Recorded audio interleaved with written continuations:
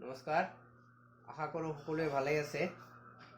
বহুত দিন হ'ল মই ভিডিঅ' দিব পৰা নাই, বেলেগ কিবা ৰিজন আছিলে, সেইকাৰণে মই দিব পৰা নাই। আজি ভাবিছোঁ বহুত দিন পিছত ভিডিঅ' এখন মই আপলোড কৰিম। আজিৰ বিষয়টো হ'ল ফটোশ্বপত আমি কেনেকৈ ফাইল ক্ৰিয়েট কৰিব পাৰি আৰু কেনেকৈ ছেভ কৰিব পাৰি। আজিৰ বিষয়টো ফটোশ্বপত আমি ফাইল কেনেকৈ ক্ৰিয়েট কৰিব পাৰি আৰু সেভ কৰিব পাৰি। তো যেহেতু আৰু দেৰি কৰি লাভ নাই, বলক শিকাৰ চেষ্টা কৰোঁ।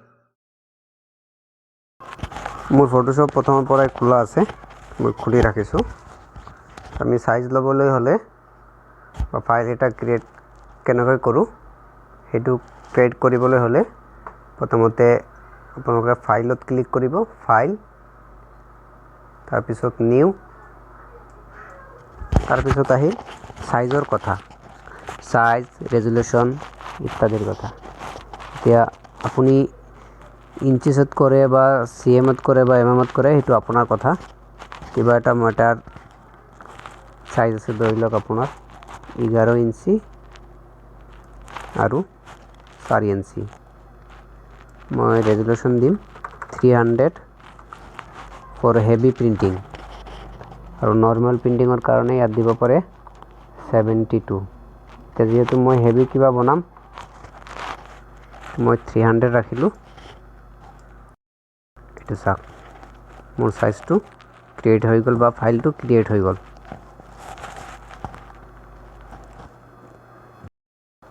এতিয়া কথা হ'ল, এইটো যিহেতু ফাইল ক্ৰিয়েট হৈছে, এতিয়া ধৰি লওক ইয়াত কিবা এটা লিখিব লাগে বা কিবা এটা লিখিলোঁ আৰু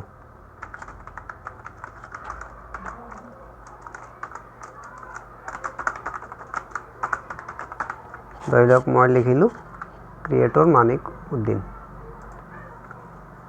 এইটো ফন্ট অকণমান মিলাই দিওঁ, কিবা এটা ফন্ট দি দিছোঁ, এইটো ডাঙৰ কৰিলোঁ।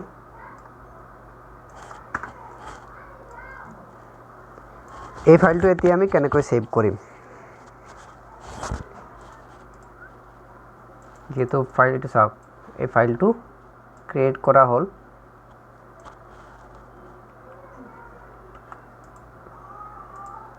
আপোনালোকে ফাইল ক্লিক কৰিব, ছেভ বা ছেভ এজ, মোৰ কাৰণে বেছি ভাল। ছেভ এজ, আকৌ চাওক ফাইলত ক্লিক কৰি ছেভ এজ, ধৰি লওক মই ডেস্কটপতে কৰি আছোঁ, এইটো চ'ৰ্চ ডেস্কটপত দি আছোঁ। ইয়াৰ কথা হ'ল, ইয়াত আমি দুটা ধৰণে বা কেইবাটা ধৰণে ফাইল ছেভ কৰিব পাৰোঁ। যদি আপুনি ভাবে যে মোৰ এইটো ওৱান টাইমেই লাগিব, তেনেহ'লে এইটো JPG মোড আছে। আৰু যদি ভাবক যে না মোৰ ৰ ফাইলটো আকৌ লাগিব, আপুনি ফটোশ্বপ PSD মোডটো ছেভ কৰিলে ভাল, বা TIFF মোড। মই সাধাৰণতে TIFF মোডে ছেভ কৰোঁ। TIFF মোডটো মোৰ কাৰণে বহুত ভাল। TIFF মোডটো বহুত ডিছপ্লেও বহুত ঠাইত হৈ যায়, অট'মেটিক অ'পেন কৰিব পাৰি। মই TIFF মোড ছেভ কৰিলোঁ।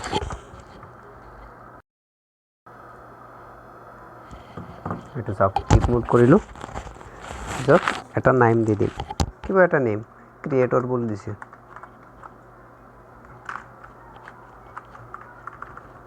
মই ডেস্কটপত ফাইলটো ৰাখিছোঁ ক্ৰিয়েটৰ বুলি, তাৰপিছত ছেভ।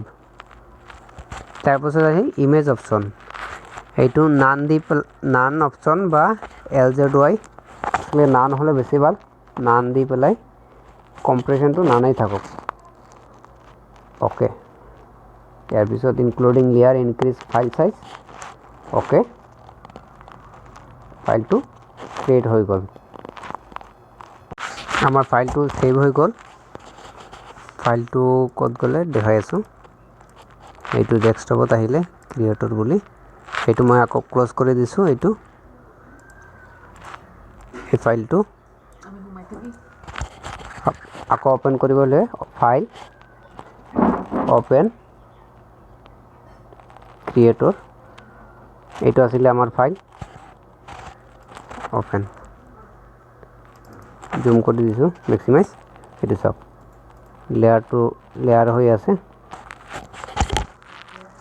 আৰু যদি আপুনি জেপিজি মোড সেভ কৰে ধৰি লওক জেপিজি মোড সেভ কৰিলে কি হয় ফিক্স হৈ যাব সেভ এজ সেম ফাইল এইটো format JPG format creator copy বুলি আছে জেপিজি লগত সেভ জেপিজি অপশন কোৱালিটি এইটো আপোনাৰ ওপৰত ডিপেন্ড কৰিব মিডিয়াম কোৱালিটিটো 5 এই থাকক ওকে এতিয়া আকৌ এইটো কাটি দিয়ক ক্লোজ কৰি দিলোঁ আকৌ ওপেন কৰি আছোঁ এইটো চাওক জেপিজি ফৰমেট তো ওপেন কৰিলোঁ এতিয়া চাওক এতিয়া কথাটো হ'ল এইটো যেটো মই লিখিছিলোঁ এইটো এতিয়া লৰচৰ কৰিব নোৱাৰি কাৰণ এইটো জেপিজি হলে ফিক্স হৈ যায় চাওক মই সেই ফাইলটো দেখাই আছোঁ ওপেন এইটো টিপ ফাইল ওপেন এইটো চাওক এইটো আমি এইটো ফিক্স হোৱা নাই ইয়াত দুটা ফাইল মই খুলি ৰাখিছোঁ এটা তলত আছে আৰু এটা ওপৰত আছে ওপৰত ক্লিক কৰি এইটো চাওক এই ফাইলটো যেতিয়া মই কিবা কৰিব বিচাৰো এই চাওক not complete your request because the layer is locked আৰু এইটোত হয় কি এইটো চাওক এইটো লেয়াৰ হৈ আছে দুটা এটা পাৰ্থক্য আপোনালোকে নিশ্চয় বুজিব পাৰিছে এইটো টিপ ফৰমেটৰ পাৰ্থক্য আৰু ফাইল আৰু এইটো জেপিজি ফৰমেটৰ পাৰ্থক্য যেটো আমি ফাইনাল ষ্টেজত ব্যৱহাৰ কৰোঁ মই ক্লোজ কৰি দিছোঁ এটা তেমন নালাগে ন